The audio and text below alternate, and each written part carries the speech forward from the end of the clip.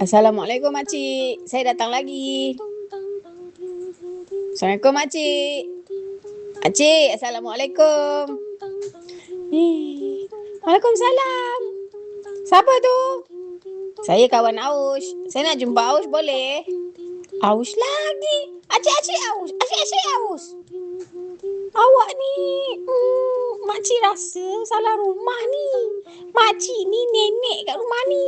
Mana ada nama Aush dalam rumah ni? Anak ni siapa nama? Nama saya Ahmad. Ahmad? Kamu duduk. Salah pula suara. Kamu duduk mana, Ahmad? Saya duduk dekat 2-3 kucing berlari. Rumah saya 2-3 selang rumah dengan makcik ni. Oh, kamu anak Makcik Esa tu ke? Betul lah makcik. Saya lah anak Kak Esa. Makcik kenal tak saya ni? Kenal. Dulu kamu kecil kan?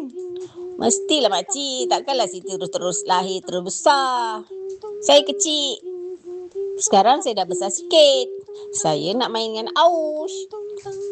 Kamu ni, Aush tak ada kat rumah ni. Aush dah tak ada kat rumah ni. Dia dah duduk asrama. Asrama. Sambungan ke episod 3.